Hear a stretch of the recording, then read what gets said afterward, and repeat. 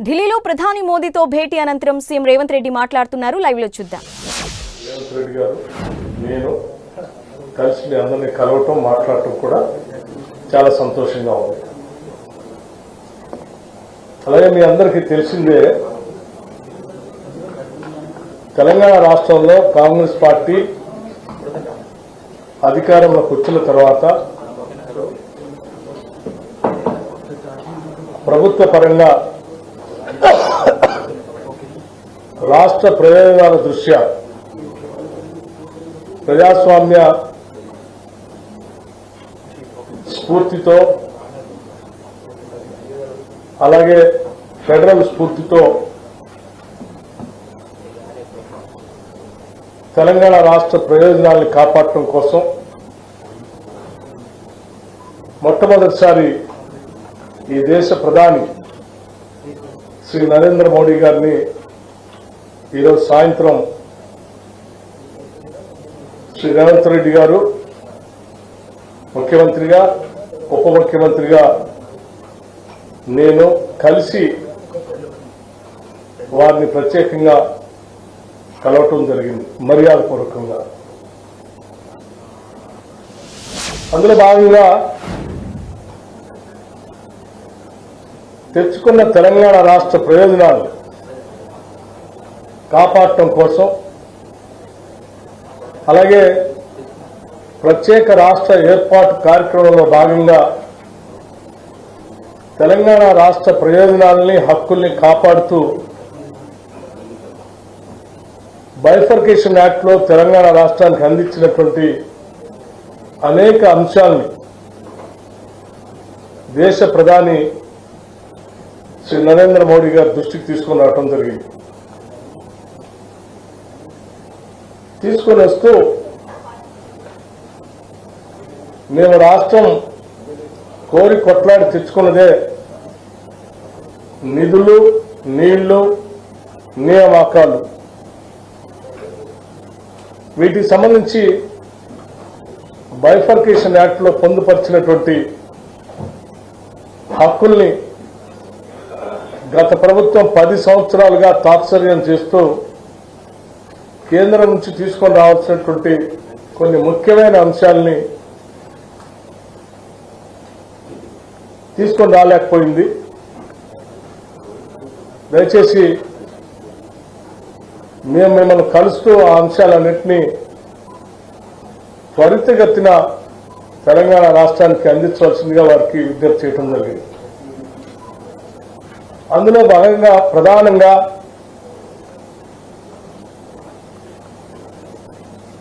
Steel plant బయ్యారంలో ఉక్కు కర్మాగారానికి సంబంధించినటువంటి steel plant ని, అట్లాగే కాజీపేటలో రైల్వే కోచ్ ఫ్యాక్టరీ, అలాగే గత ప్రభుత్వంలో అంది ఇచ్చినటువంటి ఐటీఐఆర్ సంబంధించినటువంటి ప్రాజెక్ట్ ని, వాటిని వెంటనే అందించడమే కాకుండా ఏ నీళ్ల కోసం అయితే మేము పోరాటం చేశామో ఆ నీళ్లను తెలంగాణ రాష్ట్ర ప్రజలకు అందించడం కోసం ఒక జాతీయ ప్రాజెక్టుగా పాలమూరు రంగారెడ్డిని కూడా ఆనాటి బైఫర్కేషన్ యాక్ట్ లో తెలంగాణ రాష్ట్రానికి ఒక జాతీయ ప్రాజెక్టు ఇస్తా అని చెప్పారు. దాంట్లో భాగంగా ఈ పాలమూరు రంగారెడ్డిని పరిగణలో తీసుకుని శాంక్షన్ చేయవలసిందిగా కోరుతూ, అలాగే ఒక ఐఐఎంని హైదరాబాద్ శాంక్షన్ చేయవలసిందిగా, ఒక సైనిక్ స్కూల్ని తెలంగాణ రాష్ట్రానికి ఇవ్వవలసిందిగా, అట్లాగే నేషనల్ హైవే అథారిటీస్ సంబంధించి ఒక 14 ప్రపోజల్స్ అప్గ్రేడేషన్ కోసం మీ దగ్గర ఉన్నాయి, వాటిని పరిగణలో తీసుకొని వెంటనే శాంక్షన్ చేయవలసిందిగా, అలాగే రీఆర్గనైజేషన్ యాక్ట్ ప్రకారం బ్యాక్వర్డ్ ఏరియాస్ కు సంబంధించినటువంటి డెవలప్మెంట్ కు సంబంధించిన ఫండ్స్ గత కొన్ని సంవత్సరాలుగా పెండింగ్ ఉన్నాయి. ఇక్కడ నుంచి ఆ గ్రాంట్స్ కూడా వెంటనే రిలీజ్ చేపించి సంబంధిత ఆర్థిక శాఖ మంత్రి గారితో మీరు ఆదేశాలు ఇవ్వాల్సిందిగా కూడా వారిని విజ్ఞప్తి చేయడం జరిగింది. అందులో భాగంగానే 2019, 20, 2021, 22, 2022, 23, 2023, 24 సంబంధించి దాదాపు ఒక 1800 కోట్లు దాని పెండింగ్ ఉన్నాయి. వాటిని కూడా రిలీజ్ చేయమని అడిగాం. ఎందుకు ఈ విషయాలన్నీ వారి దృష్టికి తీసుకొచ్చామనంటే, తెలంగాణ ప్రజల యొక్క భవిష్యత్తును దృష్టిలో పెట్టుకుని ఒక అద్భుతమైనటువంటి తెలంగాణ నిర్మించుకోవటం కోసం ప్రత్యేక రాష్ట్రం తెచ్చుకుని ఉంటే 10 సంవత్సరాలు పాలించినటువంటి బీఆర్ఎస్ ప్రభుత్వం వారి ఆర్థిక అరాచకత్వంతో ఆర్థిక వ్యవస్థలన్నింటినీ కూడా చిన్నాభిన్నం చేయటమే కాకుండా మించిన అప్పులు తెచ్చి రాష్ట్రం పైన పెనుభారం వేశారు. ఈ ఆర్థిక పరిస్థితి నుంచి బయటపడుతూ రాష్ట్ర ప్రయోజనాలను కాపాడుతూనే భవిష్యత్ తరాలకి మేము అందించడానికి కావాల్సినటువంటి ఆర్థిక పరమైన సహాయ సహకారాలను కూడా కేంద్ర ప్రభుత్వం నుంచి ఇదోచకంగా అందించాలని కోరుతూ పెండింగ్ ఉన్న వాటిని రిలీజ్ చేయడమే కాకుండా ఇంకా అదనంగా కూడా సాధ్యమైనంత వరకు ఈ తెలంగాణ రాష్ట్రానికి అందించి ఇవ్వవలసిందిగా వారికి విజ్ఞప్తి చేయడం జరిగింది.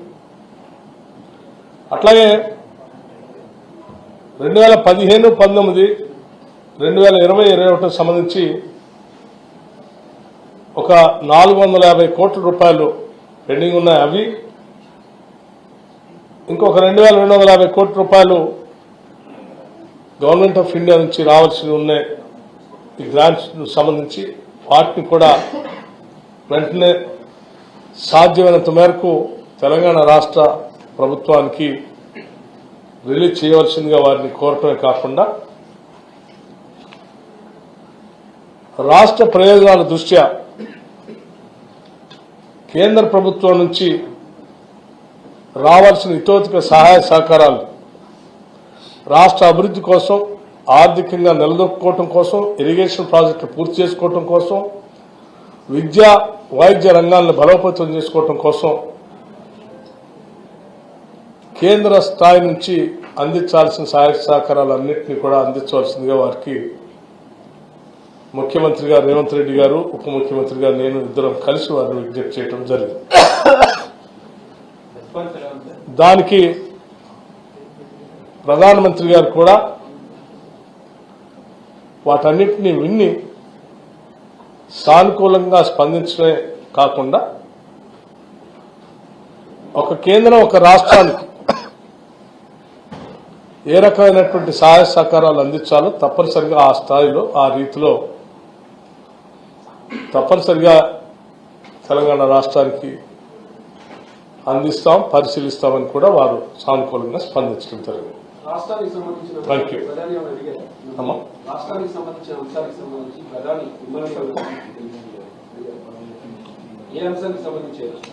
సో నేను చెప్పినటువంటి అంశాలకు సంబంధించి ఆర్థిక పరమైనటువంటి అంశాలు ఏవో పెండింగ్ ఉన్నాయో, ఇబ్బందులు ఉన్నాయో చెప్పినటువంటి అంశాలకు సంబంధించి మేము ఆల్రెడీ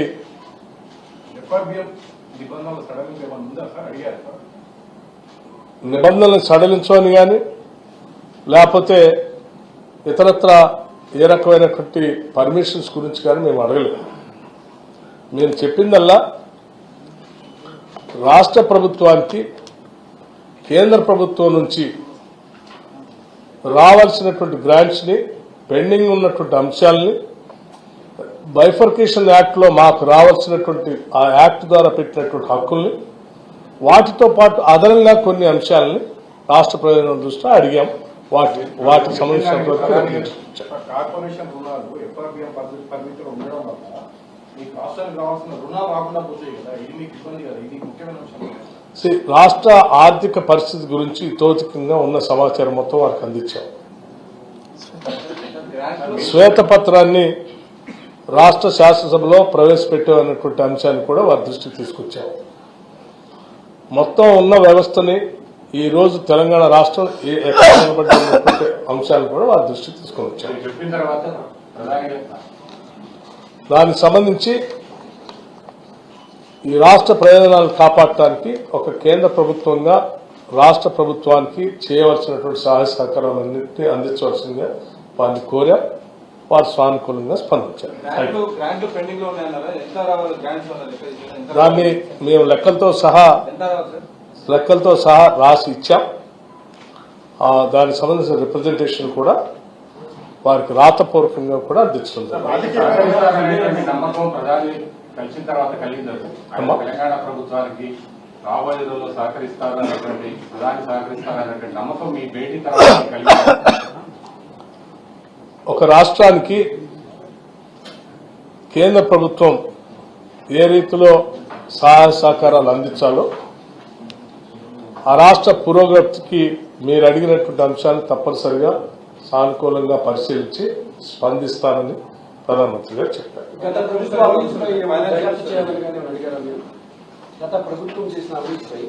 మేము ఏమేమి అంశాలు ప్రధానమంత్రి గారితో చెప్పామో మాట్లాడామో వాటన్నింటినీ ఇప్పటికీ స్పష్టంగా మీ అందరికీ వివరించడం జరిగింది.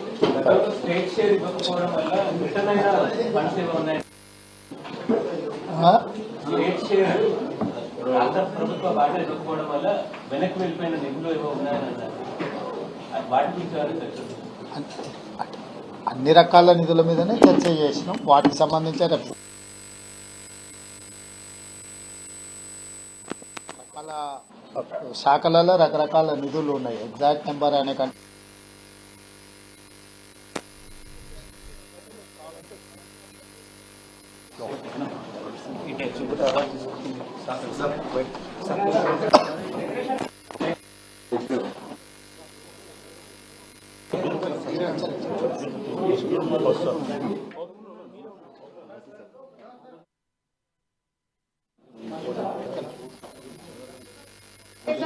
ఢిల్లీలో ఉండాలని అందరూ చేస్తారని జవహర్లాల్ నెహ్రూ